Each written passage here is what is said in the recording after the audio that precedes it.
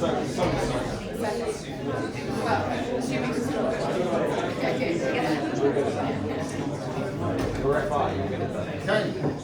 hello everybody, what an amazing turnout, thank you very, very much. We've got a great evening lined up for you this evening. We've got a bunch of our students been working really hard for 24 weeks. How long is that, guys? How are you all feeling? Students, hands up. Okay, look around the room. Thank you everyone for making the effort to come. I'd like to get a quick show of hands to start with, just to see who's a potential student, who's a client, and who's a potential employer or recruiter. So first of all, should we say clients? Okay, move around the room, good stuff. Students we've done. Any recruiters? I know we've got one, we've got two, excellent, good stuff. Any potential employers? I want to see all the yeah, exactly. That's what I want to see, all the clients putting their hands up as well, good stuff. And potential students for the school? Okay, and of that, how many of you are UX? Or thinking that way? And UI? I'm not a student, basically. Okay, anything else? Data science? Cybersecurity? Am I missing cybersecurity? Am I missing any? Caitlin? Data science, I think we've done that one. Okay, anyone from anywhere else? Software. Software? Okay, and what's the furthest anybody's come from? Who thinks they've come the furthest tonight? Nobody's sure. You're from London? You're from yeah, a long way. Okay, great stuff. So we've got three teams that we're going to introduce you to. We've got the pink matches team. Hands up, pink matches. We've got the pink and the pink clients. Okay, there we go. We've got Bambinista and the Bambinista students. Give your hands up. There we go. And we also have Hague, which is How Am I Going, and Team Hague. So How Am I Going are over there. Hands up, and then we've got Hague around the room as well. Great stuff. So the basic running order is going to be, we're going to quickly have each client come up and tell you about what they came to us for, what they were hoping for. There will be a short space at the end where you can tell us how you thought it went, sort of thing as well. So it'll be 5 minutes. So roughly we're doing 5 minutes of intro, 15 minutes presentations, and then 5 minutes on how did it go, that sort of thing. What did you think? And then we'll then open it up to Q&A for the room. If anyone's got any questions, and then we'll repeat 3 times.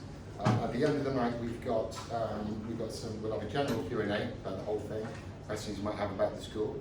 And then after that, there's a kind of close, and next door, we're going to, as you saw at the beginning, we'll have some portfolios set up.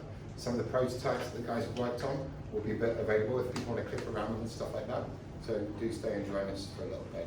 So that stage running about to time, I want to hand over, if I can invite Pink up, or whoever's going to represent Pink. Is that you, Rupert? I think it is, yeah. Okay. So, ladies and gentlemen, Pink, round of applause.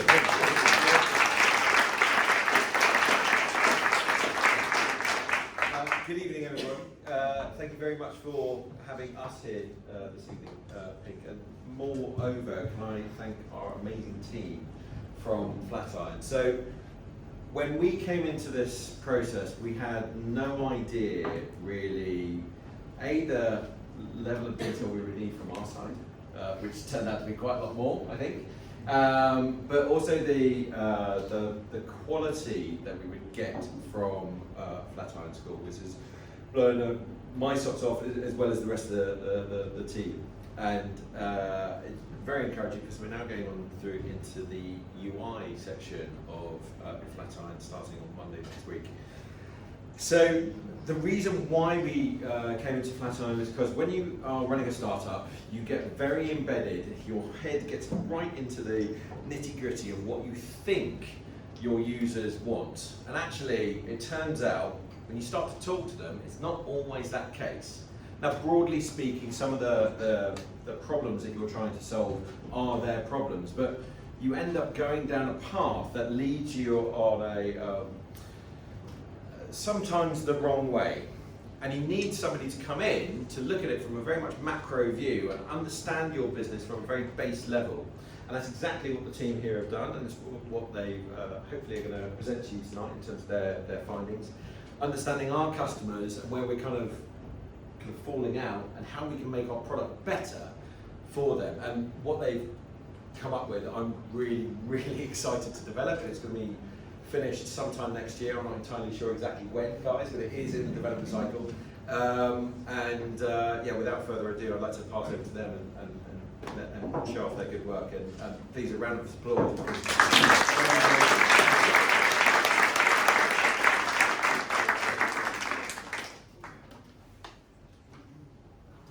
Well, hello. Thank you, Rupert. That was brilliant. And welcome to the whole crowd, really.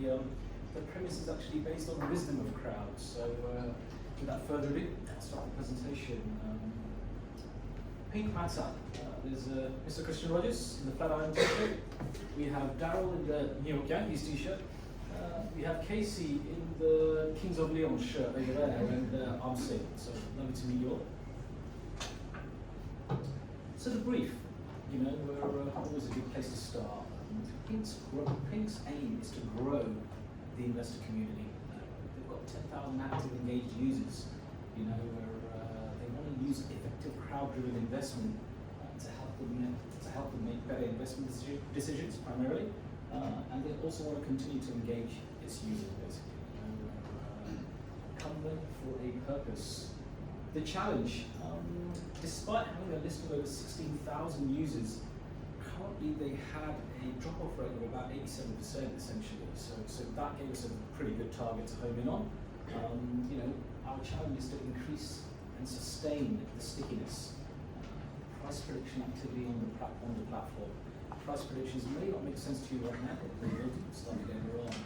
So let's get them, let's keep them engaged. And let's get them to engage with the actual platform, let's get them into activities. So what was our approach? How do we actually go from start to finish? Strategy, scope, structure, skeleton, surface. There's a lovely gentleman called Jesse J. Garrett who defined this model, and we're going to be using it for the purpose of the presentation.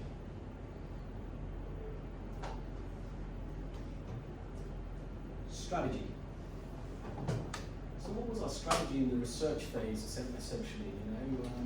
Well, we did three things. We did a website review, a heuristic analysis based on 10 principles, essentially, to figure out what people are doing well, what could be improved, where are the win-wins.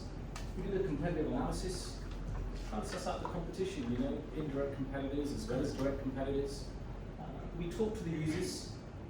We mentioned that Pink is very, very, very international. It's all over the world, so it's actually really, really insightful for us to actually engage with these users, figure out what their needs and goals are. How could they help us prioritize? And what's the greatest value for them? So what did we find?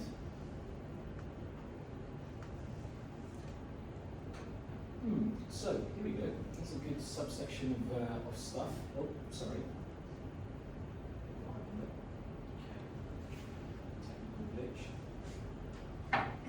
I expected it was going to give me advice. I like it's risk-free and super easy. What's the point of wisdom of crowds? It's not clear as to what I'm getting, what's the return for me. I don't get the value of using it. I love the style of the site. It's just a subsection of the research that we did. This is from the competitive analysis. Earlier on I mentioned the fact that we actually did indirect and direct competitors. Grammarly, we were very, very enthused with the onboarding they offered. Swiss Borg, modern minimalism, crowdholding, community-led change, vision of crowds, community-led change, ethical investment. How do we engage with the 99% that actually want to be within the cryptocurrency or the Bitcoin market? The users, we mentioned them, 60% sample size of 10, I should mention. 60% of the users were drawn in by Pink's gamification. Who doesn't like leaderboard? 70% of users love Pink aesthetics, love the way it looked. They love the value proposition, where the wisdom of crowds, we're in it together, they love that. 90%, 9 out of 10 wanted better onboarding. 100% of users valued and engaged with the Pink community. It is about community, it is about each other. 5 to 10 minutes average dwell time. That actually stacks up really well if you measure that against industry standard, where that users spend 5 to 10 minutes in the app. So that's kind of our approach, in terms of the strategy. Why don't we move on to the scope, basically? And I want to hand over to Casey. who's going to take you through how we determine scope. Cheers, thank you, Sim. I just wanted to touch on basically the scope of the product itself, which tries to focus on utilising the wisdom of the crowd to basically predict on cryptocurrencies, which has also now moved to NASDAQ and gold, and other investments in the future, hopefully. And basically, hopefully, with the use of the wisdom of the crowd and paired with something called the Rose AI, which is a brilliant piece of AI that I think have curated themselves. It tends to basically provide better information for future investments for people. So trying to include that 99% of people who aren't comfortable with investments to get them on board with investing and hopefully create a better financial future for themselves. So moving forward with the scope, drop down there. Who will be focusing on? So we spent a lot of time talking to users, and as designers, we like to write our notes down on sticky notes and put them up on a board, and then turn them into a thing called a persona. And a persona is just a collation of all these touch points and feedback points from our users to create a fictional character who embodies our user base. So if you meet Corey, this is our persona. 35 years old, lives with his fiancée and is expecting a child. And he's motivated to find the lowest way to make his money work harder. So he's obviously very interested in pink, but you know, he's a newbie to this, so how do we get him involved? This is just a quick snippet from him. Care about creating a bright future and my personal financial growth. How can I ensure both benefits after? So what we're going to do now is take Corey through what we call a user journey. So it's taking him through the product currently and touching on things that frustrate him and things that you know that he likes. So, like I said, the user journey will identify these main problems. Right, so he starts off, lands on the website, decides he wants to join the pink beta, really loves the concept, really bought into it, and he's raring to go. He wasn't sure what the graphs meant on the site, he wasn't sure about the investment side, so he started to get a little bit frustrated. And then he arrived on the homepage. Didn't understand what the point system meant. There's different currencies on the pink platform, and they tended to confuse some of our users, so Corey was a bit upset with that. And then he was trying to click around, trying to find the source of his motivation to make a prediction. And it seemed very bare, there wasn't much for him to do, so again, he was a little bit confused. And finally, he makes his prediction. He's quite happy because he can share it with his friends, and he really likes that. Then again, he's lost what to do next, and he leaves, doesn't come back, unfortunately. So, after analysing all that data, we came up with a problem statement which will guide our future design decisions.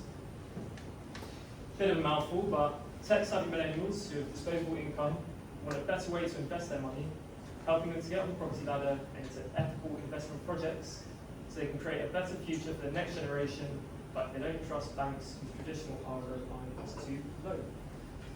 On that point, I'm going to take you through the structure. Christian? Thank you very much. Cheers, Casey. That's all right. So, to give you a bit of context, next we've got the structure, and this is where we began to ideate the concepts. So with all that information, we then sat down, took a bit of time out, and we then started generating ideas. So we came up with 4 key concepts, the first of which was the dashboard. Now, as Casey mentioned earlier, as pink stands at the moment, there's a lot of white space that's underutilized, and we found that that could be better occupied by various gizmos and gadgets. Likewise, because we created a progressive web app as well, responsive prototype, the same functionality needs to be on mobile as well. So before we get to any of that, this is the concept that we came up with. So the dashboard, we thought, would be good to show users their past predictions. So as a user, when you're using Pink, you are asked to make predictions on the volatile price of assets, basically. So for a lot of users who we spoke to, the ability to see your past predictions was very, very important.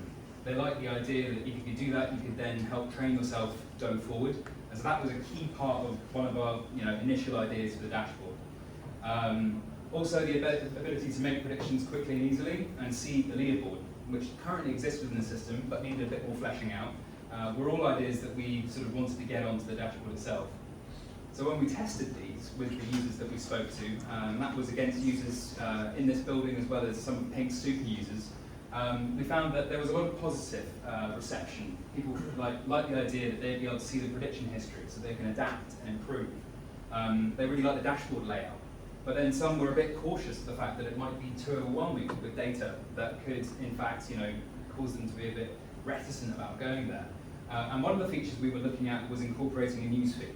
Now, wisdom of crowds is a very delicate balance. If you're going to pump out news via a dashboard, which could be curated by Pink, which is how the initial idea occurred to us originally, that could tip the balance. Wisdom of crowds is very precise, imprecise, it's difficult to say. It's its own beast. But basically the idea is it relies on there being an aggregation of wisdom within a crowd to come together to help make the correct prediction or the kind of best guess, basically. Something that a group of experts wouldn't be able to do. So if you're going to start pumping out information that might not be so good for the actual wisdom of crowds itself and Rose AI. So we backpedaled on that. The next one was to flesh out gamification.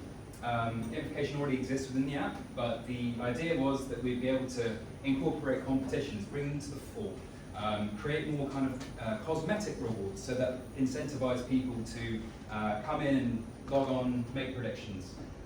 Teams was also mooted, and yes, bringing the leaderboard sort of more to the fore. People loved it. One of which said, if you gave me the ability to do a 1 versus 1, I'd come back daily. He's a bit of an insidious character, but he absolutely loved it. Some, however, felt that this didn't really reflect the ethical nature of the platform, because that's ultimately what Pink is all about: ethical investments. If you're going to incorporate gamified aspects to it, it mightn't be the best. It mightn't feel right to some people. However, overall, well received. Then we did reminders and notifications, a bit more simple. These were just to allow you to set up reminders on your phone so that you wouldn't forget to make your daily predictions, which are vital to how Pink operates. These would also allow you to see notifications from Pink themselves about some of their ethical investment projects that they would be putting money into, so say for example robotics or green tech. Overall, this was something we found that was ubiquitous across all these. They were like, almost everyone I talked to had set up reminders on their phone. This would be so useful. Interestingly though, this was ranked last on all of our concepts because it's just considered to be a feature and a function. And some people were a bit concerned about the fact that there'd be too many notifications and they'd be overwhelmed. Lastly, onboarding and support. In the end, we didn't actually do anything support related because we just ran out of time, but the onboarding was absolutely critical. This was in fact ranked first out of all 4 of the concepts, and we incorporate GIFs to basically help illustrate the points so that people would be able to understand the system through a series of cards. Again, this was the most front runner, and I think from certain people they're saying the onboarding is going to be so important, speaking as a new user. So, what does this mean for Corey as a new user? Corey would log on, he'd go through the onboarding, understand what he'd need to do. He'd figure out that he needs to make a prediction. Once he's done that, he'd be able to have a look around, look into gamification. Whilst there, he discovers that he can set up a 1 versus 1 with a friend who'd be able to invite via referral. He makes that bet with them, and then before he goes, he needs to make sure that he'll come back the next day to see what the actual result would be. So he sets up a reminder. Right, and on that note, I'm going to pass over to Darryl because I feel like I've spent far too much time on this section. So there you go, mate. Thank you. We've spoken to our users, we've done our research, and now we understand Corey's journey. Now we've got to build this piece. So what did we decide to build? So the sweet spot. So we had to take the onboarding, the reminders, the gamification, and the dashboard, and basically with all of its complexity, what Pink wants, and then what the users need. We had to basically find the sweet spot. So the prototype evolution, so we started out with some very basic wireframes, as you can see on the left-hand side. We tested, iterated, and then we come to our basic final design, which you can see on the far right. So what did the users have to say about these then? So the onboarding, you made it so much clearer. I have a better understanding of what to do now once I reach, once I get to inside the app. To make a prediction, it's a lot more easier now to make a prediction, and I want some kind of confirmation after I make the prediction. So our first iteration, when people made a prediction, there was no confirmation, so then we decided then to add a confirmation to let people know that it's successfully been submitted. The chat versus, people would love to get one over from my mates, steal some of their reports. And I was expecting to see somewhere else. So originally it was named chat, but then when we tested it, people were confused when we asked them to do a 1v1. So then we changed the name to friends, so it's a lot easier then for people to find it.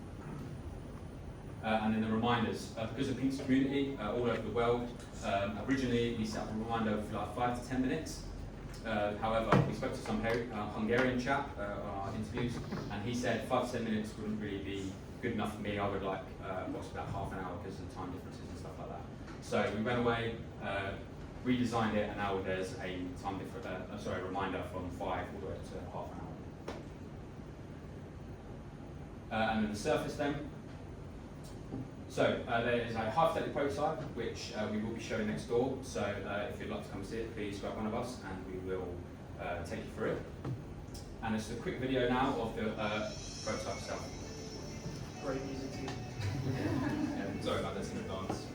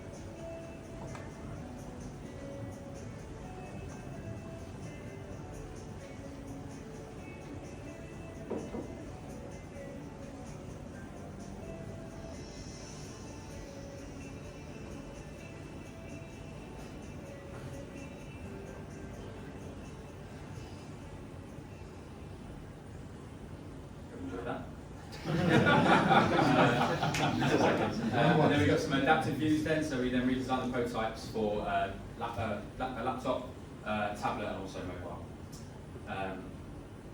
And then what we hope to do next. So we want to develop the gamification, create viable incentives and rewards for Pinksters. If there's rewards, if there's incentives, people will come back, people will sign up.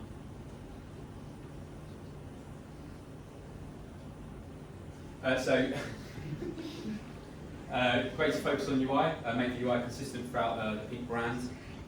This would help distinguish Pink in the fintech industry and make things more consistent.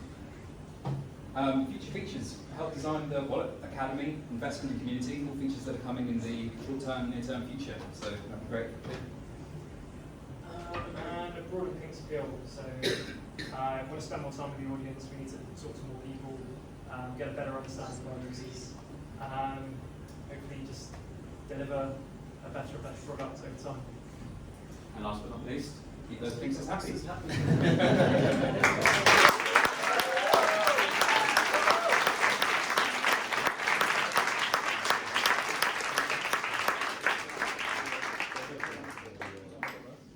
thanks very much for that. If you guys can stay this side of the lectern, you'll stay in shot. This side of the lectern, so you can stay in the camera. Yeah. Same. Come forward. Same. On this side of the lectern, closer. This side, as I just focus. So thanks very much, everybody. Pink, I would wanted to ask you what you thought of the work that got done. What were your thoughts? I mean, I kind of said it in the preamble. We were really absolutely stoked by the quality of the work. I don't know for you guys to see. It's very difficult to see actually the level of detail that needed to be done in order to get to that very nice, clean product at the end there. But that research at the beginning was kind of staggering, I suppose, in terms of the level that you need to go into. And look, it never stops, right? You always got to kind of constantly keep on it. But I suppose one of the questions that I had, come back to you guys, was what is the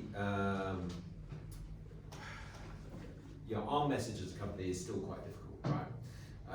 And it is kind of confusing to get across. But what was the most difficult thing that you, as a team, found about the product? Was it that understanding our mission as a company, or was it the why the users wanted to use it? I think the understanding of the mission was really clear, and that's what was, I think, quite jarring for us initially. Because we read your website, loved it. It's very clear what your mission statement was, ethical investments, all this kind of stuff.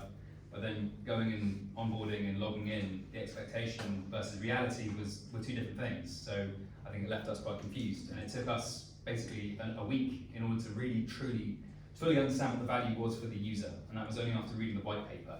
So in itself, that presented a challenge to us, because we were like, okay, how are we going to convey something that we read over the space of like 40 pages? You know, how can we do that in 4 screens? So that was the biggest challenge for us, I think. And I think that sort of, that overall in the world, taking a concept, a great idea, and kind of translating that into a reality that is understood by multiple audiences, multiple cultures, multiple users, it's difficult. It's not easy, and we spent a long time on boards kind of sketching it out and stuff like this. But we had a month to do it. If you've got 5 minutes to actually capture that user, another 3 minutes to get him to engage, and then make him come back and do that again and again and again. I think those are some of our core challenges for sure. So that's the thing, your value proposition is brilliant, and it's not that difficult. We in the end thought to convey, the idea that you invest your time and you get shares back as compensation. That's why we had to bring that to the fore. Make that as crystal clear. So it might sound mercenary, but like at the end of the day, it isn't, because there's the community aspect of it as well, which is in itself such a valuable tenet of Pink. So yeah. I think it underpins it really that it's about the leaderboard. That we were very fortunate that the guys set us up with some really good user interviews. I think the idea was number 2 on the leaderboard. And there were real kind of characters. But I would say that we actually discovered that it was the community aspect, right? And then trying to grow that community, trying to get them to engage more with the product, and then kind of realizing that it's not necessarily about predictions, it's necessarily about engagement. So. There are so many things that we could talk about right now. I don't want to lose any time. If you want to talk afterwards, I have a lot of things that we could discuss. But there's. Okay, at this point we'd like to take any questions or answer questions the audience have.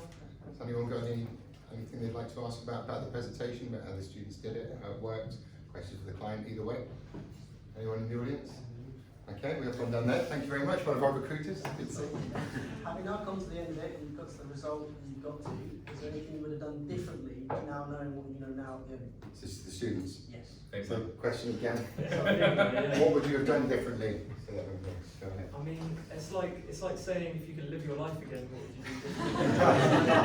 I mean, there are so many things, but that's the whole point of UX being an iterative process, is that it never ends. You can keep returning back and improving, and it's. I suppose if I had to pick something, I'd probably say starting with Figma, which is a design tool. We started with Axure, which is highly complicated, and poor Daryl over here.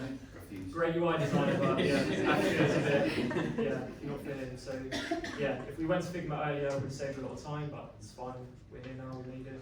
I think more time also needs to be given to fleshing out gamification as well. That was an idea we played around with, but ultimately we only had like a couple of days to really research it, and it just wasn't enough. So I felt like that unfortunately remained underdeveloped, but that was one of the things, if going forwards we had an opportunity to, would be something we would research and further interrogate, because that is such a core aspect, and to get it right is so hard, because you don't want to look like a slot machine, because that's not you. But at the same time, it can so easily go in that direction, and that's why it just would require more time than we had available.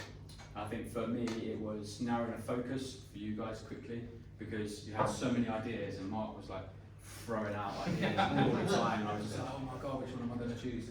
And then just be like, just like narrow that down. And once we got the focus, then we produced some stuff. So, yeah. Any further questions from the room? If not, I've got a couple of questions. What do you think you've learned most of the 24 weeks that you've been here, and what would you say students think about doing? Teamwork. You can live Your off teamwork coffee. was terrible at the start, so how do you fix it? Tell us about how that worked. Working in teams, that's something I didn't really understand would be such a core part of UX, but you're really thrown in the deep end on this course, and I think that is for the best, because you basically have to, in a way, sink or swim, but that forces you to swim. So, in terms of what we've done, this is going to be the saddest part about leaving in a week and a half, is that I'm going to lose these people who I've been working really, really closely with. So, I hopefully in not too distant future I'll be able to work with them again. But teamwork. It sounds really trite, and but it's true.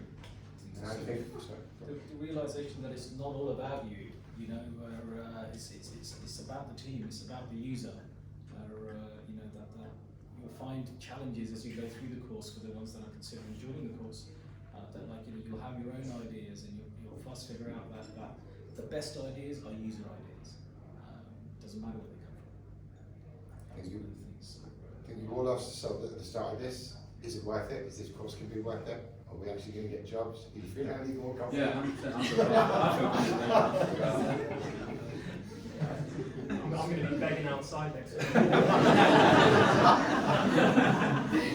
Basically. It's worth it. And finally, for our panel, anything you'd say to potential clients that were thinking of doing a study project like this? Certainly don't underestimate it. The value that it can bring to a company is huge, because obviously you're going into all sorts of different areas of products. It's not a lot of customers, certainly like ourselves, will always equate UX and UI together, and they're very intrinsically linked. But to separate them out like this is hugely valuable, and actually to focus on what the customer needs are. I have one more question, Sure. Which was if you guys, because I know some of the guys here are going on to their UI projects, and we're obviously in that next week. If there was one piece of advice from your UX knowledge that you had to pass on to the UI guys, what would that be? Get a good level of scope. I mean, sometimes we got to be, it's a little bit harsh, but bring the scope in. Keep and your then, client honest. Exactly. There's compromise is good. But so users don't just stop where we stop, kind of thing. Dive even further into it. Get to know the users. Obviously get to know the guys as well. Darryl presented the sweet spot slide very, very well, and although it looks fairly innocuous kind of thing, I think that real solid result lives within of that. Okay, a round of applause for Pink and Pink.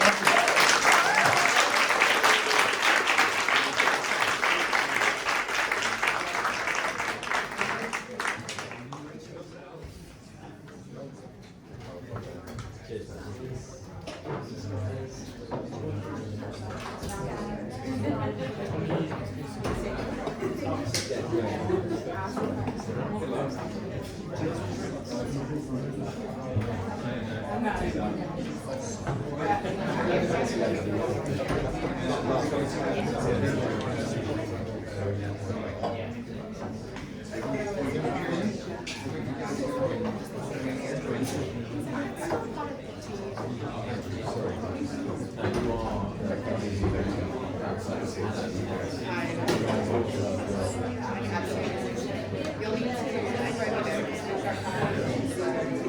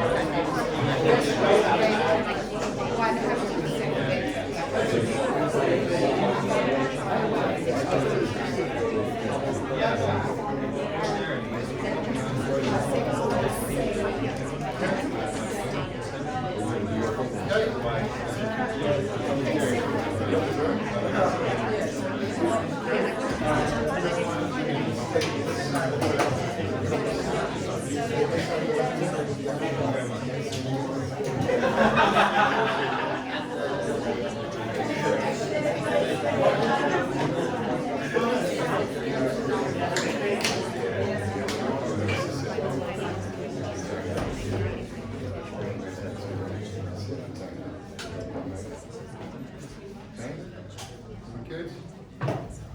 Okay. Everyone come to the green button. There you go. Well, thanks everyone. I hope you enjoyed that. We've got our next client now. We have Bambanista. This is Susan, who's going to introduce you to Bambanista. And this is the Onyx team. The one missing tonight, unfortunately, unavoidably, but we'll be here. By the way, I'm Goldmund. I'm one of the instructors. We've got some more over there. Can we have some hands up? Instructors, we've got Jess, we've got Dan, we've got Tim, we've got UI Dan, I think as well, got the makeup at some point. There we go. So all good. So I'm going to hand over now to Susan, who's going to tell you about Bambanista. Hi there, so I'm Susan, founder and CEO of Bambanista. It's a portmanteau of Bambino Fashionista. Put that together, see what we did there. So basically, Bambanista is an e-commerce and marketplace business for little fashionistas, focusing on ethical and sustainably produced brands, but also trendy, really funky stuff. Aiming for the mid-premium multi-brand market, which is completely underserved in the UK, and it started because I realized there was this massively underserved market. And so the journey of Bambanista is the complete opposite of Pink. We did things the other way. We didn't do it properly to start like they're doing. I got drunk one night with my husband, who works for ASOS, and said, why is there no ASOS for kids? And he joked, because I've worked in luxury fashion for a long time, he joked and said, we'll start one. So I did. Woke up with a big hangover and a .com. And I was like, well, I can't really put out. So that's kind of how the idea came about. And the website, we launched a fully functioning e-commerce with stock to the customers with 40 brands 3 months later. So what that meant was basically it was an absolute disaster from square one. I launched on Shopify, super easy if you ever want to do an e-commerce. I bought a theme, cost me $120, which I thought was a lot of money.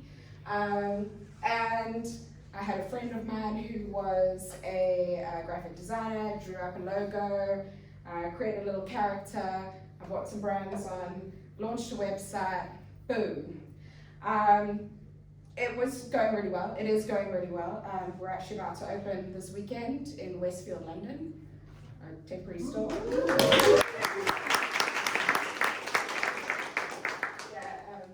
This time last year I was standing at a Christmas market selling some of my brands, and now we're opening a flagship store in Europe's biggest mall. So it's going well.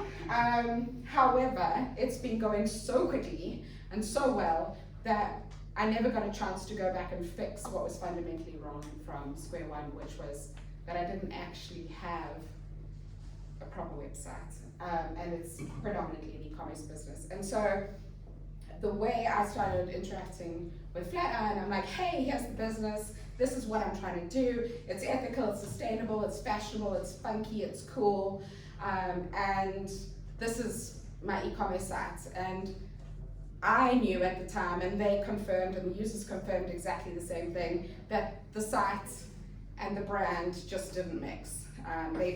There was no brand message trying to show what I was trying to do with the brand. And so that's how the relationship started, and the work that they've done has been incredible. It's so nice to see what's going on in my mind actually showing through the website and the functionality that they've developed for me. All of the feedback that came from the customers was stuff that I already knew, but I never got around to implementing it, to putting it into the website. And so what they've developed, I was really, really happy with. This is, for example, the new logo. You'll probably see the old logo at some point, but it's just the clean way that they were able to get what was in my head and develop something really, really magical that I'm looking forward to working with them in the future to make it come to life. Excellent. Seeing everybody over here. Yeah. Alessandra, if you can start. Yeah. Hello everyone. Let me just check if this works. Yeah. Hello everyone. Thank you for joining us. My name is Alessandra. I'm part of the Onyx team. Kat, she's there. Unfortunately, Onyx is not here today. So, but yeah, I will talk with him for him as well. So let's talk through about the brief. So Susan have already talked about the company, and now we are able to explain the project. So the brief is operational for just over a year. The current Bambinista site is built on a Shopify backend, utilizing a startup dev. While the current look and feel is clean and professional enough, there was a feeling that it didn't really express Bambinista's aspirational personality. So for this reason, we want to explore more about the logo. We want to, for this project, we want to restyle the website and the logo as well. So for creating new feature and new content that will improve the website for the user experience. We use our approach is just James Garrett model. They're exactly the same that Pink showed before. So we go through with approach, strategy, scope, structure, skeleton, and surface. So with the strategy, this is where it all begins. So basically, what do we need? What the user wants, and with the strategy, we want to explain how we conducted the research. So for this reason, our research was quite important to identify the website, the type of website we need to build. So, and then we start to conduct research, UX research, user interview, domain research, contestant inquiries, competitive analysis. And of course, we need to also do the UI research about visual competitive analysis. So, but what we found important about the interview and the research that we conducted. So, the unisex clothing become quite important for the parents, and also they care about the ethical sustainability product. Another thing that was important for the parent, so they prefer to buy the entire outfit instead of to buy just one item. And the majority of parents also, they shop on the website and on the mobile phone and not on the website. So they prefer, most of the time, they prefer to buy on the phone. So we found also some important from the user interview important information about what they think about Bambinista website. So first of all, they was excited about the item, very strong item, stylish, but the presentation of the brand value could be stronger on the current brand website. The photography also don't reflect the high quality of the product, and the product and the fact confused to navigate through. So also the logo could be changed and could be refined in order to better communicate Bambinista brand. We did also after our visual competitive analysis and consideration about what the user think of Bambinista website. We come up with some visual observation to identify which look could be fit into the brand. So we found quite important to considering the website looking minimally clean with the strong and vibrant color, inviting and good photography, and on the aesthetic minimally clean. Now we are going with the scope, and Kat, she will talk about it. Hi everyone. So next we move into the scope, and this is where we turn the strategies into a set of requirements. And from there we, sorry. It's the down button, Cap. Yeah. I apologize for the technical difficulty I'm facing right now. Okay, so next we move into the scope, and from here we decided to have a focus, and we decided to come up with a few user personas, and the user persona is a fictional character of who the ideal customers will be for Bambinista. And we came up with 3 user personas, and the first one there is Arabella. Arabella is a stay-at-home mom. She's a mother to 3 kids. Her husband has a well-paying job, so they're able to afford her staying at home. And then next we move to Clara Phillips. She's an investment banker. She just went back to work after staying at home for 8 months. And the next one is a dad. His name is Morris Jones. He is a software developer, and just like Arabella's husband, he can also afford to have his wife staying at home. So we wanted to also find what the journeys are onto the current Bambinista website. And we're going to use Arabella as the user persona. So Arabella, while Arabella was dropping her children at school, she hears about Bambinista from one of the other parents. She visits the Bambinista website when she gets home, and she thinks to herself, what is Bambinista? Is this a brand? What do they sell? She takes the father to look around the website to investigate further, and she thinks to herself, I heard the products are of high quality, but then the pictures don't give me that impression. So she continues to browse until she finds something that she likes.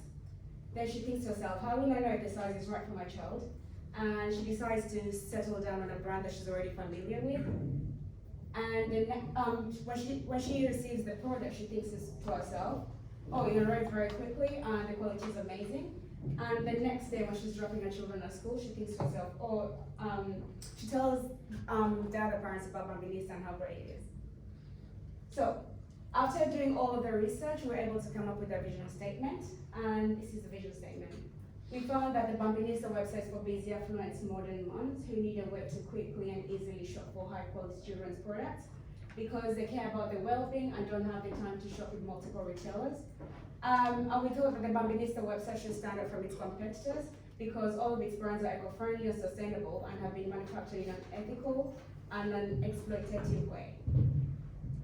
So, what do we consider important for design? We decided to come up with 5 design principles that we're going to carry out through the implementation of the project. And this is the first design principle. We thought it should be intuitive.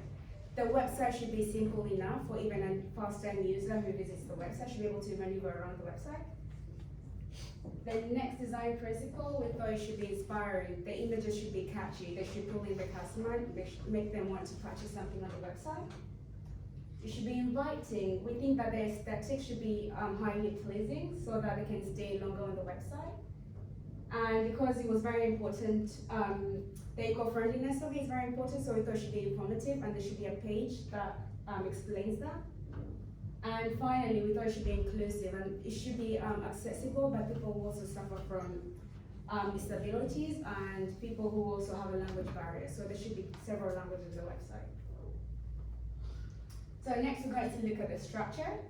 And for that we decided to come up with a few concepts. We actually came up with 11 concepts. And then we conducted some user testing and we minimized them to 6 of them, the ones that ranked the highest. And the first concept is a subscription service.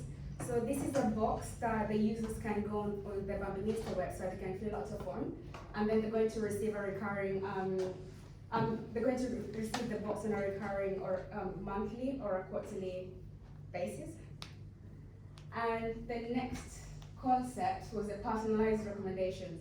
So again, on the website, they'll be able to fill out a form, and whenever they log in onto the website, they'll only receive recommendations based on what they filled in on that form. And they'll also receive outfit recommendations. So whenever they're shopping, as you can see, they'll be able to be given a list of other products that can be added into that outfit. Unisex clothing. We found this to be a very popular thing with the moms that we conducted the testing on. So they wanted clothes that they can pass down to their siblings. So these are clothes that can be worn by both girls and boys. And filter by height. So again, another popular one. So a lot of the parents say that this will be very helpful because not all children are the same size and they grow up very quickly. So they wanted this feature really bad on the website. And finally, I think the most popular one, I think this is an Instagram trend. we found that a lot of the moms would like to, mostly moms, would like to be able to dress up the same way as the children. And now we're going to move on to the boots and styles, and Alessandra will take that on. Yeah, so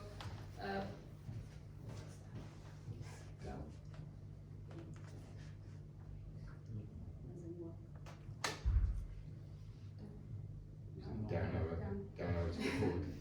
please down. Pressing up, Alessandra. You're either holding it upside down or you're pressing it that way. Oh. Do you mind escaping them? As if I go down like that? Yeah. So, apologies on the technical. Glad we had that rehearsal already. Okay,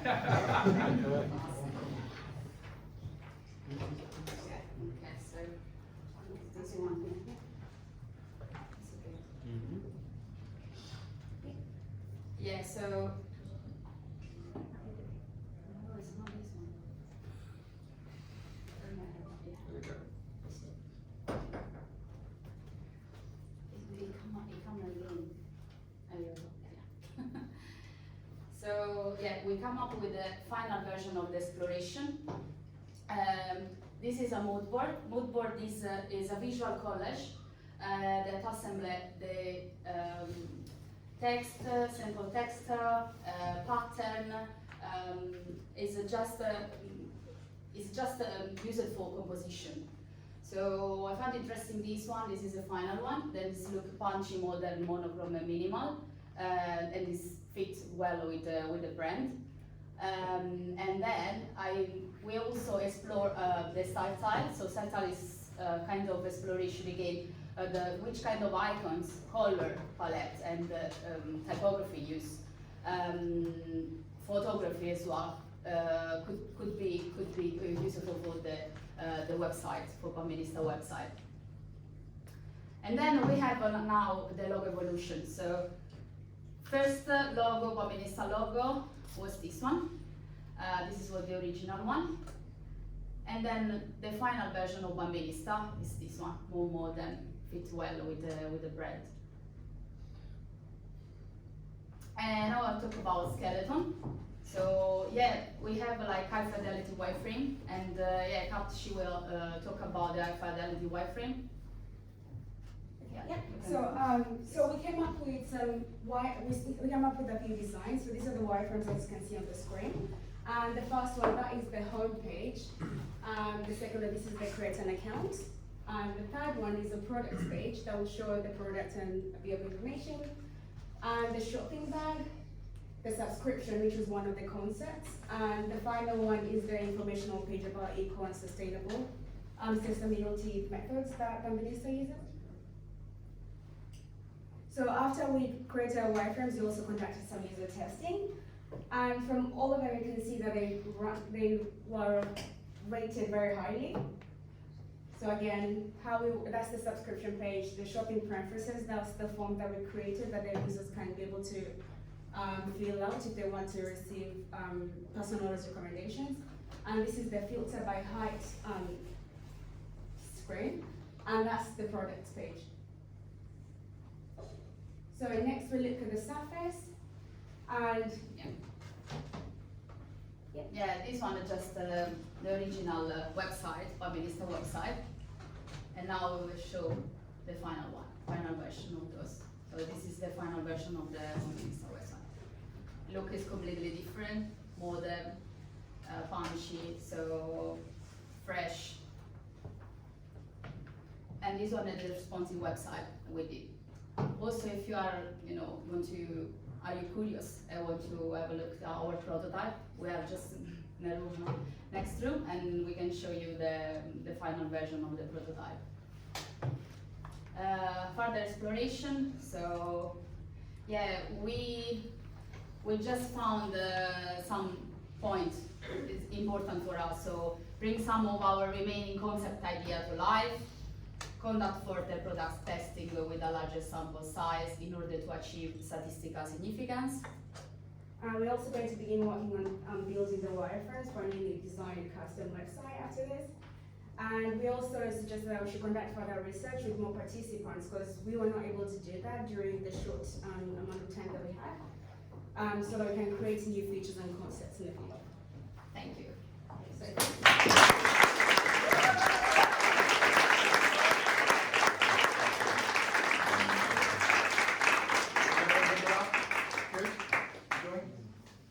Susan, can you tell us a bit about how you felt the work went?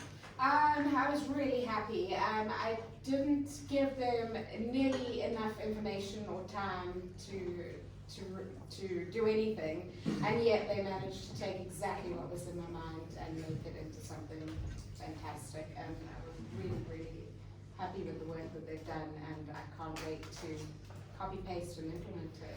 I think we've got some pretty big news for you tonight with the students' work. Yeah, so based on the work that they've done, I've changed the logo completely, which I'm sure everyone agrees is the right thing to do. The new logo is really cool. So we'll be implementing the change on the website the next few days, and tonight we actually have, I'm going straight from here to Westfields because the signage company is coming to install a massive 2-meter wide logo that they designed on the front of our shop.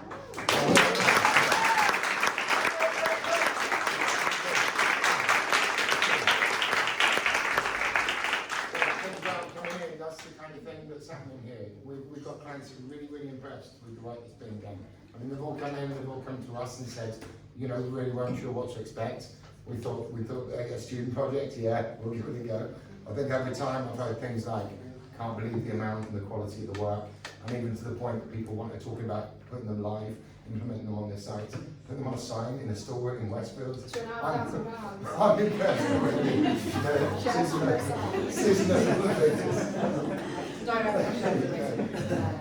So on that, we're going to open to the floor again to questions to either the team or the client or anybody.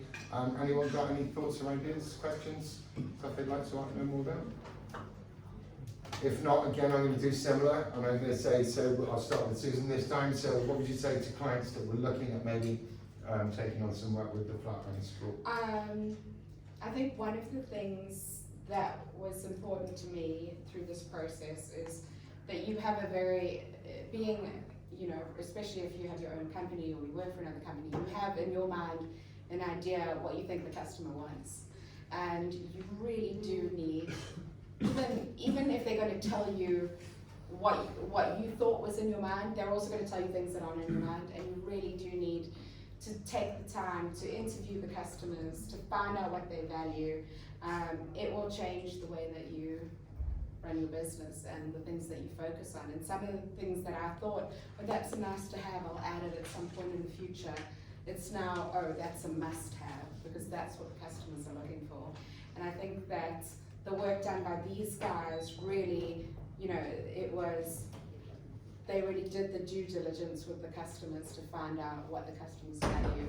And so it was a learning experience for me and my business, even more so than I think for them.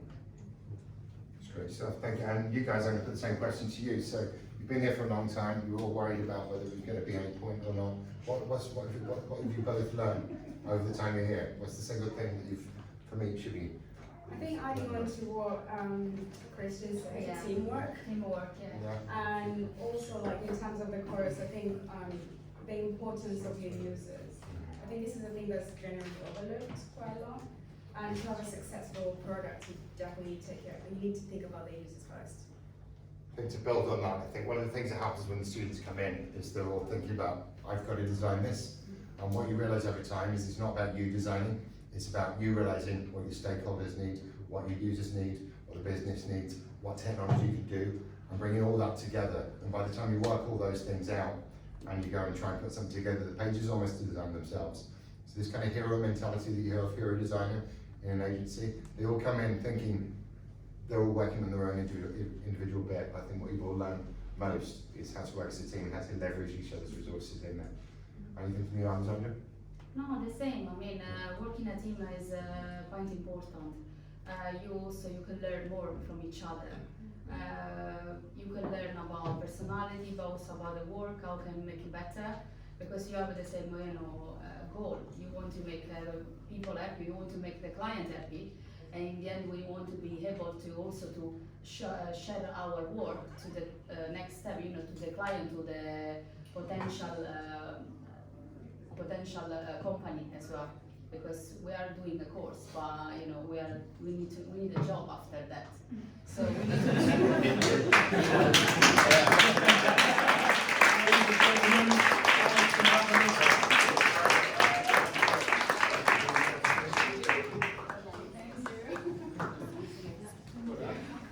Bring you forward to the side. Two on the side. Sure. We're going to do the same. That's more seats. So take pull that chair in. We've got four in it. Four chairs. So I'm going to try and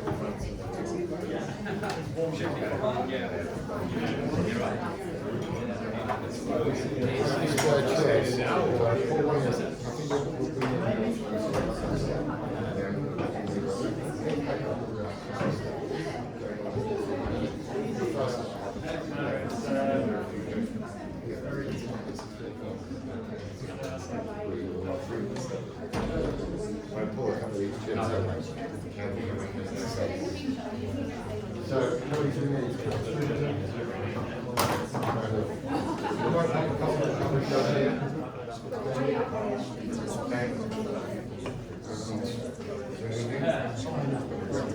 So we've got two there and one there, I think. Okay. Cool. Have we lost anyone? We might want to wait just about a minute in case anybody's outside for a minute. 2 seconds. We're keeping pretty much the time. Good. So if anyone, we'll probably think we should carry on through. Yeah. Let's see. Okay, I'm just going to give a shout outside. Okay, we'll carry on again in the next 30 seconds, okay? Thank you. So, everybody, hello, just let everyone settle back in. Coming in. So, next up, we have How Am I Going? This is Kim from How Am I Going? Can you introduce your colleagues? Sure, I will do. So this is Julian, our founder and CEO, and Richie, our growth manager, is at the back. And I'm probably watching this video as Alex, our designer in Romania. And we say hello to him because he's been involved with the project but hasn't been here in person. So we've got Team Hague and we've got How Am I Going, and I'll leave you to talk through. Hi everybody. How Am I Going is an amazing and beautiful online platform that aims to solve the problems of pointless performance reviews and fair feedback at work. And we have been so thrilled. We've been so thrilled with our amazing Flatiron team. You guys have been awesome. I want to thank and congratulate all of you for an incredible job. I'm so excited to see what you're going to present tonight because I've seen it before and I loved it. I'm happy to see it again. But Julian and Richie have not seen it before, and so I can't wait for them to get it with you this evening. Just to put it into context, we do a range of different kind of performance management features on the platform, including goal setting at a company, team, and individual level. We also do feedback on an anonymous basis, and we do check-ins. We can make notes and prepare for one-to-ones with your manager or other colleagues. But in addition, we had a feature that our clients were asking for, which was our personal growth plans or personal development plans. We can wrap together all of those other performance management features, and so that's the project and the feature that the team here have developed for us. And so, yeah, over to you guys. Thank you. Thank you. Hi. Welcome. This is our case study for how am I going? We had a lot of gifts because they're well loved, so you see them throughout the presentation. So you've already been introduced to how am I going, but just to refresh that, they're an online platform. It's employee-centered rather than company-centered, which is really like their unique selling point. It's amazing for this. And the challenge that they gave us was to imagine a personal growth plan to support employees in achieving personal growth goals and tracking their progress. I'm just going to introduce a little bit about the process we went through. So this is the design thinking process. So we began with trying to understand, so that's a little bit of domain research, looking at other performance management platforms, looking at competitors, trying to understand what they're doing. We then went and spoke to users in the observe phase, going and interviewing people, subject matter experts, people who are using the platforms, and other potential users of platforms. And then we combine these two to go into the define phase, where we bring those together in a problem statement so we can work together to try and find some solutions, which is ideate phase, where we bring together some concepts and we think about some possible solutions before taking those into a prototype phase, which is like a model. And then we go back to go and test those. We obviously also tested concepts with users. We tested prototype with users before coming up with a sort of final product. So, what did we find when we started with our domain research? So, obviously, many of the systems are company-centered, and the plans also are company-centered personal growth plans, rather than people-centered. This obviously makes a lot of people feel like they're data, and it doesn't necessarily engage them in the way that they're intended to be engaged. Many of the trends we identify with things like live feedback features, so being able to tell someone they're doing a great job, to be able to call someone and say, look, maybe we could speak about this, there's some room for improvement. Learning management system integration, so lots of people have things like Linda integrated into their performance management systems, and pulse checks. One of the other things we discovered was that well-being is becoming increasingly significant, and there's a reason for that, which is that the value of well-being is up to 42 billion in costs to UK businesses, and that's people potentially being off sick due to stress. So there's huge bonuses to be made here.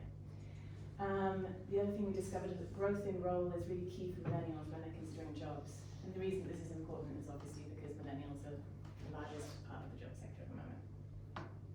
And in fact, actually, when we looked closer at this, we discovered that 93% of millennials left their company the last time they changed roles, which meant that they didn't really feel necessarily that they could move or grow in their roles. And 59% of millennials said that opportunities to learn and grow are extremely important to them when they're applying for a job. So all of this sort of backs up the idea of making performance or personal growth plans really work. So then, I'm going to hand over to Natalia, who's going to tell you about that user research. So we interviewed some people. We wanted to detect some insights and trends. And we spoke with current users of How Am I Going, users from other performance management system platforms, and subject matter experts that will help us to detect those insights and trends. So we're going to highlight some of the quotes that were relevant for our research. We would get prompted by email 4 times a year to update our goals. It feels like a formality though. It doesn't feel helpful or meaningful. I would love it if the platform would display goals and achievements in a manner that is easy to grasp quick. I feel motivated to work in a company that takes care of my personal growth, and at the same time, it's good for me if I want to look for other jobs in the future. A personal growth plan feels too formal. So do goals. They are also suggestive of the possibility for failure.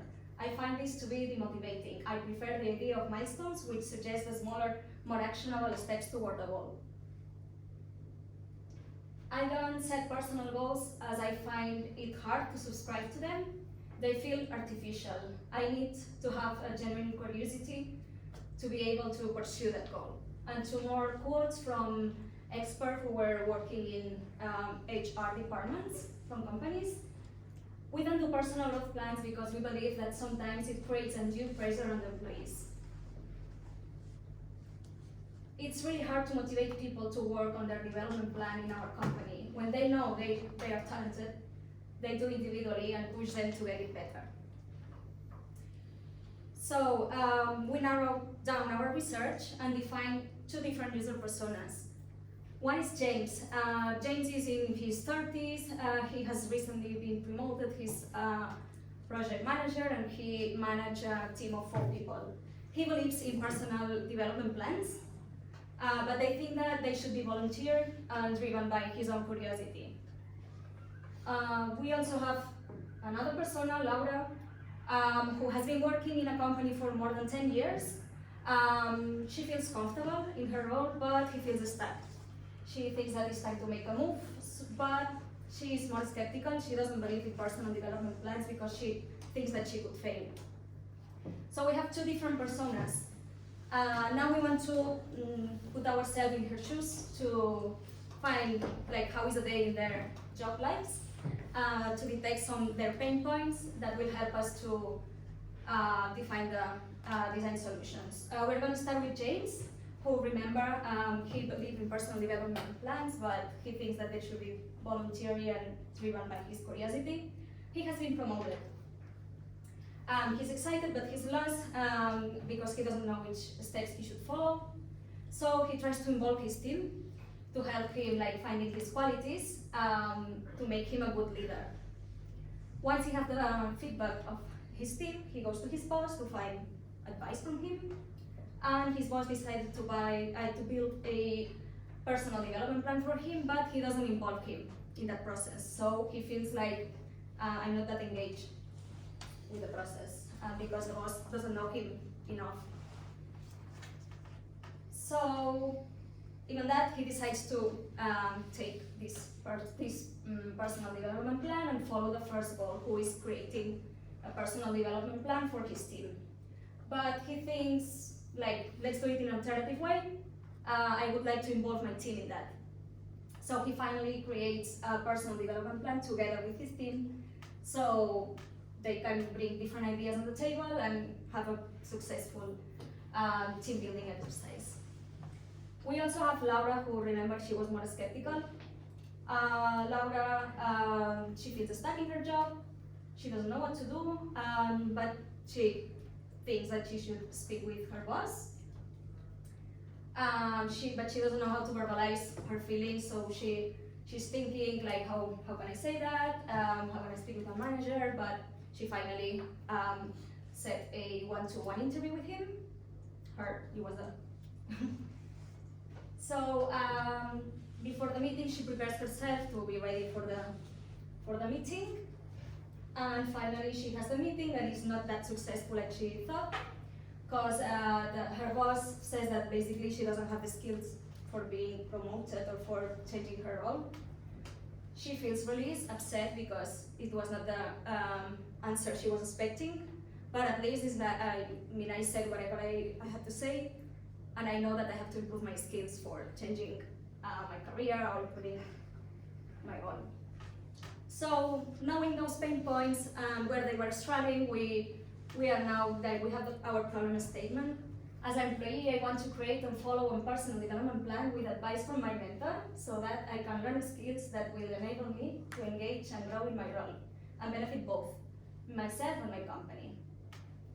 So we know the problem, and Diego is gonna introduce you to different concepts. All right. So we came up with 4 concepts. As you saw before, the journey it was used to find some pain points in companies and give us some ideas of what we could do to actually solve those pain points, and especially the problem statement. So we did 4 concept cards, which we took to the users to validate them. We'll take you through them. The first one, which is practically the personal goal plan, is called How Am I Going? We reimagine the personal growth plan as a growing shared library of goals. So practically, people could set goals for themselves and create goals for others. They could take pre-designed how am I going self-development goals, such as giving feedback, for example, or improving work-life balance, be anything. You can choose to set a watch party for every goal. Select a member of the company to witness, mentor, or challenge growth, or share with the whole team. And well, this was kind of like the initial idea, which later you'll see how it evolved. Then we have the onboarding process. Spoiler alert, this is the one that we didn't take further. Because even though it was very important and people said, yes, it is needed, and we know that it's actually in development, it wasn't that exciting for them. Yes, this will help to motivate people further on. So as a thing that we would have wanted to do if we had more time is actually take this one as well to prototype them and see how it could work. So it was more like a step-by-step onboarding process, not the typical one that you see at the beginning. You just go next, next, next, and that's it. It's more like you go through the platform and they take you to the personal plan, and you start building one plan, one goal, and you get one achievement by doing it. So you finish the onboarding doing something on the platform. And you should have a progress bar. You complete your first task in minutes, and it should be simple. Then we have the post check, which might sound a bit out of the topic with the personal growth plan, but this was one concept that we came through to reduce HR labor, to kind of see how they push people. So how am I feeling? Which was the first name, but stayed as post check. It's a way to track the well-being at work. It was associated feeling to users' projects or goals, or write a custom statement. You can say why you're feeling bad, you can feel bad, content, motivated and motivated. You choose between public or anonymous expressions, so because people are actually afraid to say, okay, I'm feeling bad. I'm just going to push it to the company for them to know that something wrong is happening, but let's keep it anonymous. You can respond and check in with team members about their feelings and propose goals, as said before, and you can also see how your team is feeling day to day. So it's more about seeing how you're feeling and see how you can do an action plan about it, or it can be about your manager seeing how everyone is feeling and try to do something about it. So it's kind of like a trigger for the goals. And finally, to motivate people, this was a very exciting concept because people said if the value proposition of the company would unify it with external rewards, this would work really well, which is for every goal that you do, you get skill points, and for those skill points, you achieve badges that go to your profile. So it's to emphasize company values and rewards. You can see the progress and ranking as you increase use of platform. And well, you can share your success because people actually like to let their friends and their colleagues to know that they're doing something and they feel motivated about that. That's from the research. So yeah, spoiler alert, I run it. So onboarding, we didn't take it through the prototyping, even though we would like to see it come through. And yeah, we sketched it before, we sketch again to go further on the everything of the concepts, because each one of these concepts was very complex. The more and more we thought about them, the way we tried to connect them was a bit difficult at some time, but we managed to do it. And we went to the mid-fidelity prototype in Figma. They use Figma because of us. Lies. Don't lie. So we put ourselves to the tool of Figma, which was very intuitive and nice to use. And we did the prototype, we tested, we refined, and we tested again, and we left the last testings as recommendations.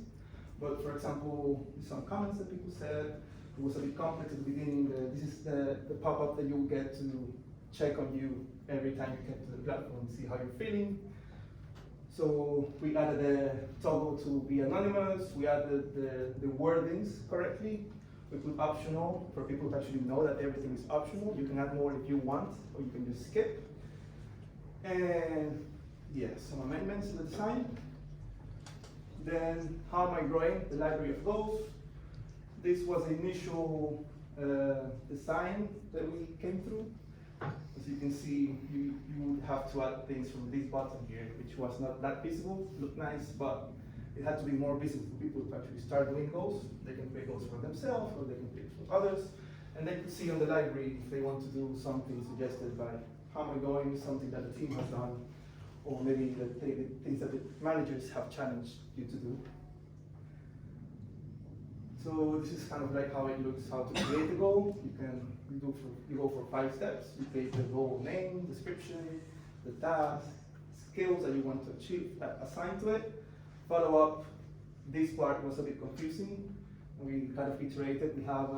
We had something which was the bigger goals, which we wanted to do more research about it, because it was something about milestones that people don't feel like they want to do these big personal growth plans. They want to do more small stuff. They could go bit by bit.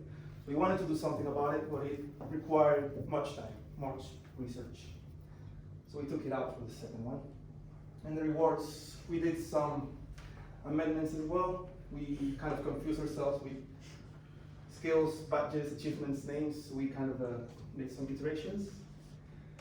And this is the video of the prototype, which I don't know if we're good on time. Yeah. Just a small amount, so I've got 4 minutes. Cool. Yeah. Yeah. So we have a small video of one part of the prototype, which is practically that was a dashboard. James will go to how am I growing. He could create a goal. He can set it for himself or for the team.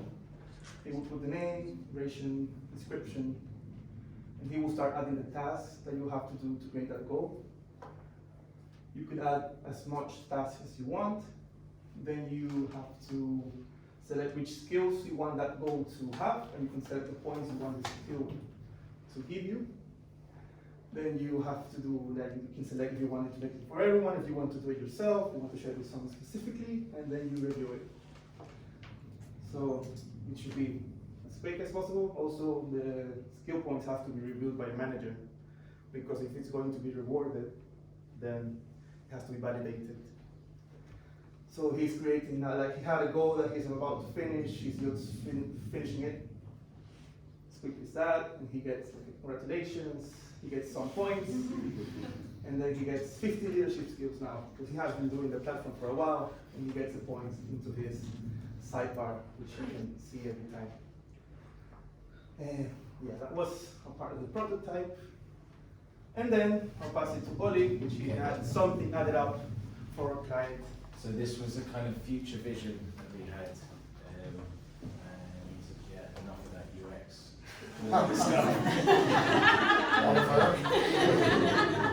Yeah, so we just, it was like a vision. We haven't tested it, so lap it up, and you can come and see the prototype next door. And yeah, there you go.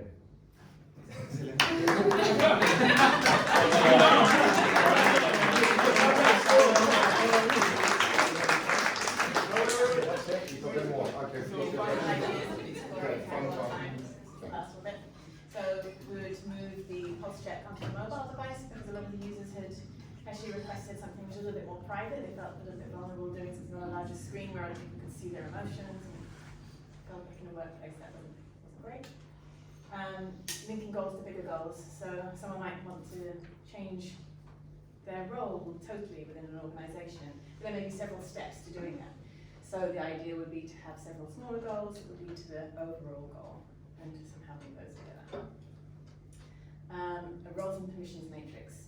The idea of this is, again, to keep getting people to return to the platform, and to give them value from it. So the idea is that the more they use it, depending on how often they use it and how many skills they build up, they can get different roles within the platform. So novice, explorer, intermediate, mentor, expert. Now this would not be informed by their position within the organization, so what it does is it allows people to feel motivated even if their role isn't shifting. So someone could be, like an entry-level worker within an organisation, entry-level employee, but they can still become a mentor at what they do, and they can still mentor other people within the organisation. So it allows for a little bit of ownership over different things. And the letter to Ken myself, which is actually a great idea from Ken, which is that, you know, if you've already managed to achieve certain changes through your role or in your organisation, you can write a letter to your younger self saying how you did it and how you got there. And the idea being that anyone else who could also read that could say, okay, so I could just follow these steps. I don't feel so lost. I can have a clear route forward in how to progress my way through the organisation. Thank you very much.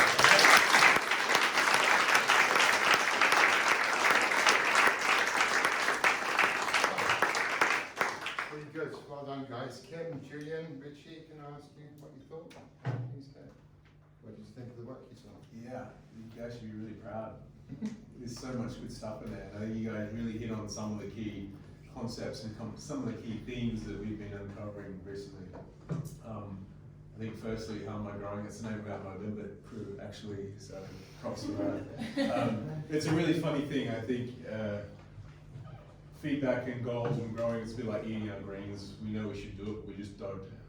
There's a little natural block there. I think technology is part of that. What is, I think, an often overlooked part of that is UI.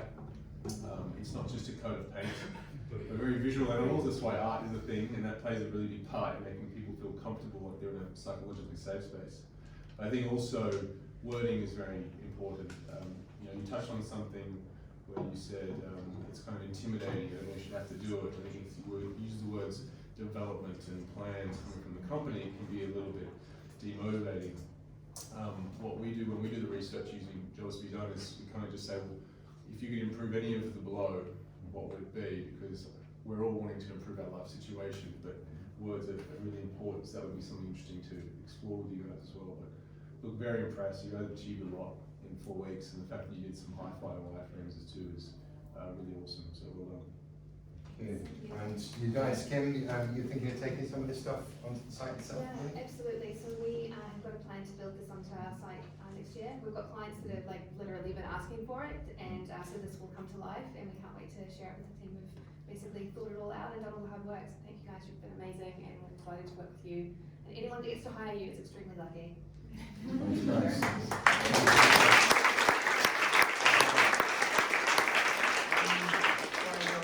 Any questions from the group for any of the team, or for the clients or the students? Okay, I'm going to do my default questions here. I'm asking you guys what you've learnt. So, what have you learnt, Ivor, apart from turning up on time?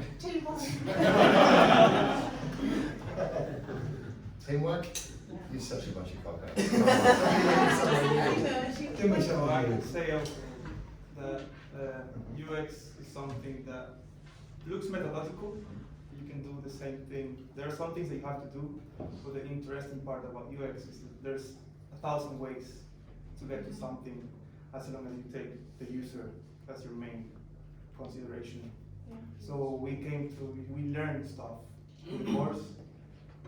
We did some stuff that we learned, but there were some other stuff that we didn't have the time, or we didn't plan enough, like for example A/B testing that we never did, but I wish I could do it. So there's plenty of ways to go further and investigate and scope and define. And there was one word that stuck out, is being aligned. Like aligned with the group, aligned with the project. It's just Finally. Work here is done. Good stuff. Indeed, I came from Ollie. It was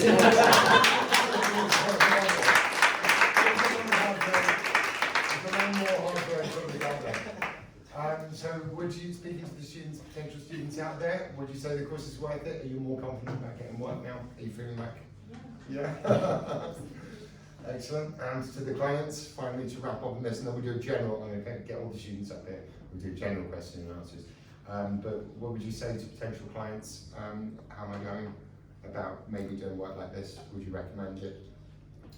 Yeah, I think it's really easy when you start out with a business, you want to help people, you want to help customers, and then you start to get customers, and then you start to just be really focused on revenue, and you kind of do it for competitive reasons, and you need to step back and think, hang on, I'm not speaking to customers as much.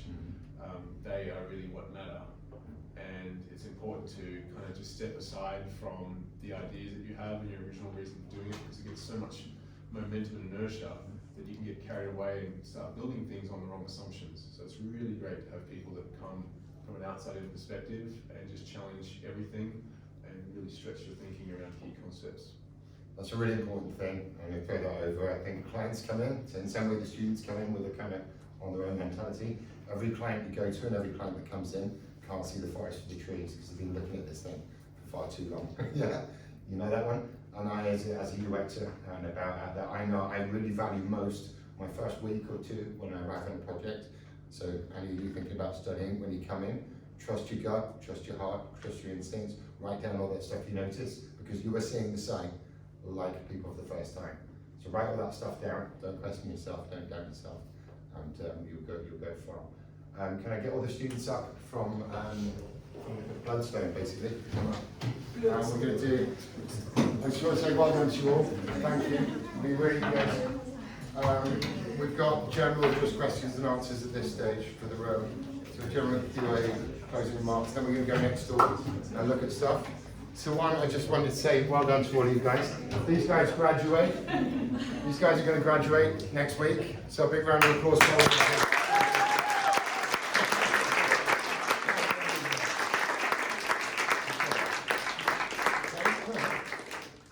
Any questions for the room or stuff you'd like to tell to the room? First of all, does the room have any questions? Potential students? These are the guys to ask. I've got lots of potential. Go ahead. So, potential students out there, when I was going through the process of joining Flatiron, I had a really hard decision of joining UX UI, and phase 1 doesn't do UX justice. And once I merged in phase 4 with the UX team, because I chose to go UI because I hated UX at the start because it was boring to me. But then once I merged with the UX team, I really enjoyed it. I really enjoyed the social interaction. I really enjoyed user testing. I enjoyed the whole process. So don't be phased by the UX in phase 1. That's all I'm going to say. Any more advice? Can I bring the instructors up as well, please? Maybe Jess and Tim and is Tim in there somewhere? Is Tim still there? I think I'd also. Tim had to. Okay, so again, any questions or thoughts or anything you guys would like to say to the room or things? Can I ask a question? Please, yeah, please do. So what would you guys advise for someone, when you're joining on day 1, what would you advise yourself on day 1 to expect in those following 24 weeks? It's not a social life. Yeah.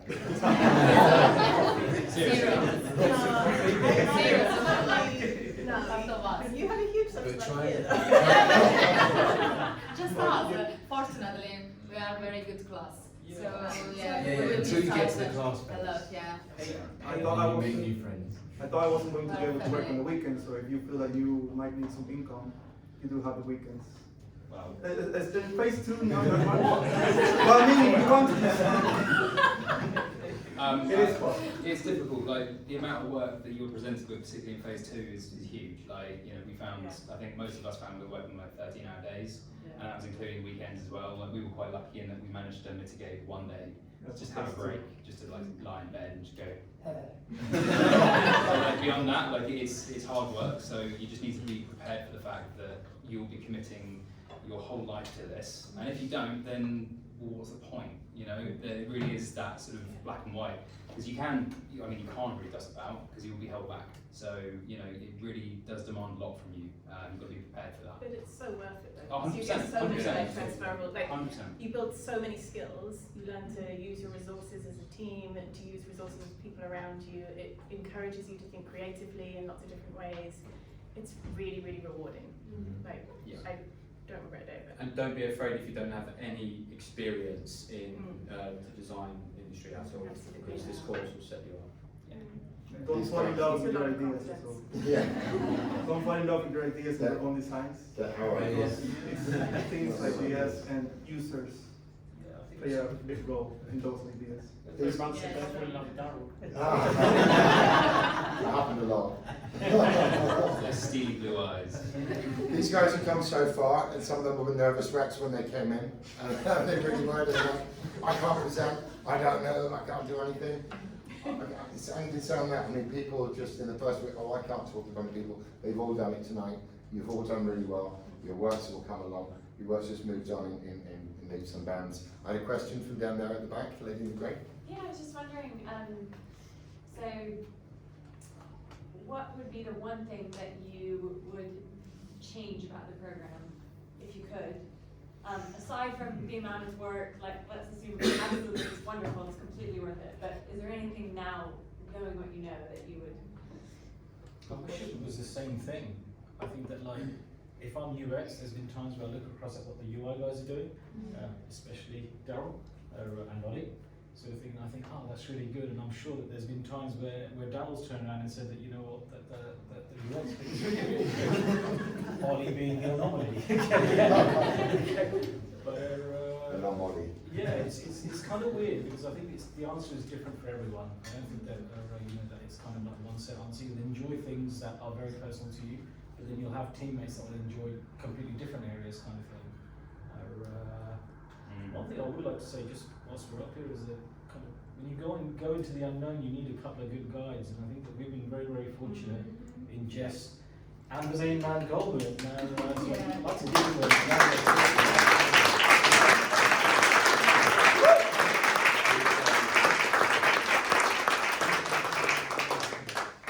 yeah, just to echo what Daryl said earlier, like, you know, the phase one, like, I had some serious doubts about taking on UX. I actually didn't choose which course I was going to take. I just kind of got put on it by Banning. Yeah, me too. Nah, you suck at design, so off your fuck. I mean, like, for example, the style tiles that were shown off by Alessandra earlier, my attempt at them was this pale imitation. I didn't do it, so it's the best that I've put onto the UX track. But yeah, it's just kind of to be aware that, the UX isn't really given the kind of like light that it should do, because it's not team-based. Initially you start off, it's just solo work.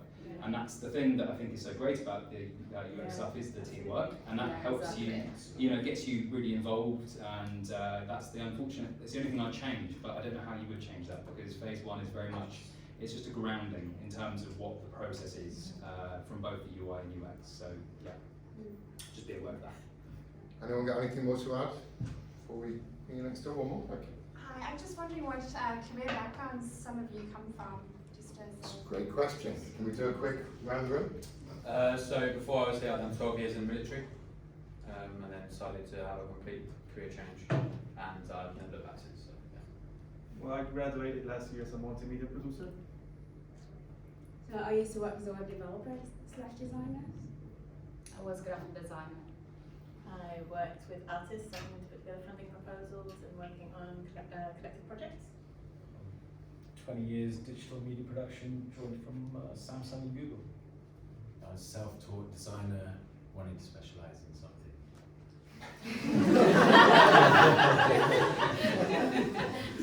Quite what it is. I am a journalist, but I've been working as art director in communication agencies. Am I allowed to say what I say? Go for it. I recently came out of university and then I sell cannabis seeds. it's not, yeah. We've got all sorts in this course. I think we came up with a tongue twister, didn't we? He sells weed seeds in the weed store. But only the seeds and none of the paraphernalia. Of course, yeah. Naturally. And I was head of comms at a tech startup before I came along, dabbled in a bit of design and thought this was the right thing to do, so yeah.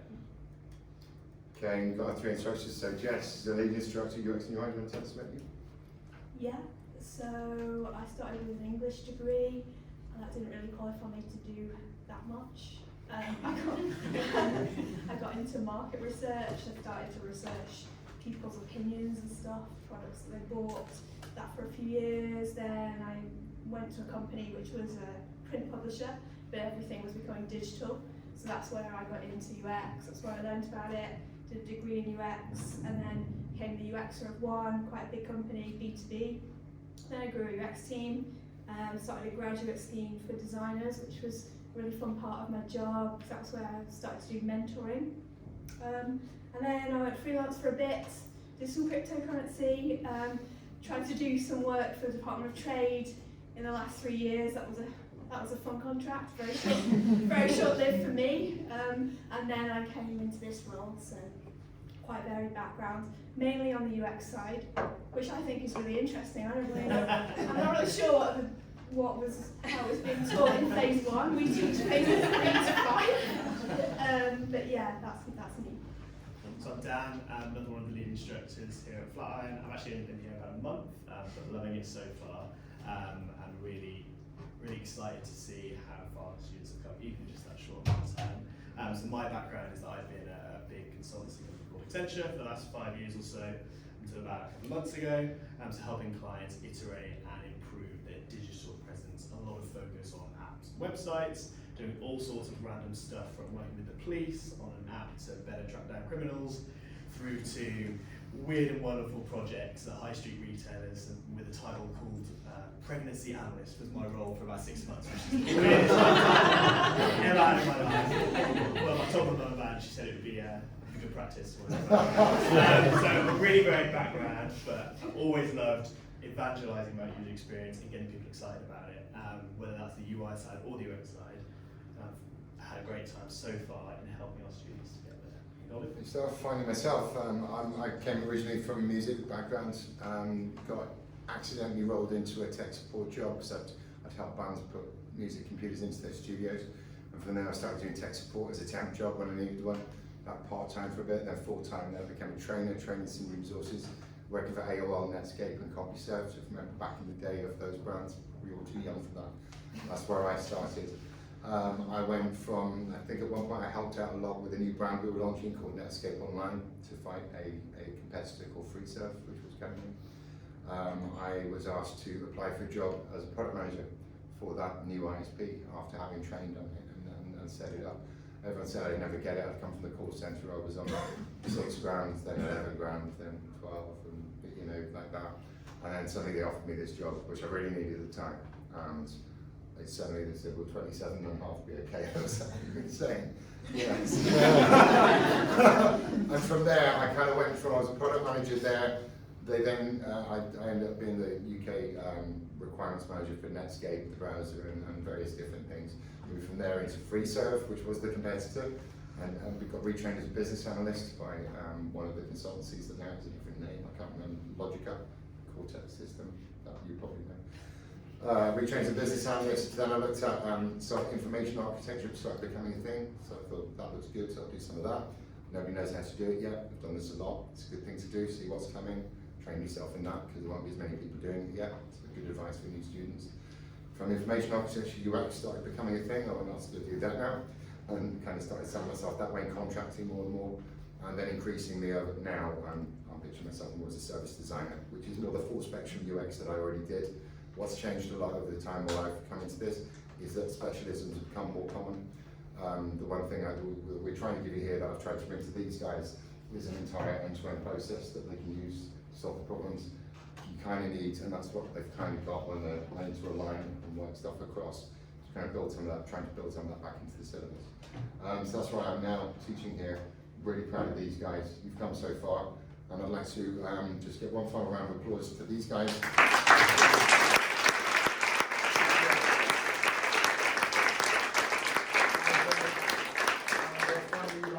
Next door again to just have a wander around, to look at their portfolios, try on the snacks and drinks, and we're kind of here till half 8.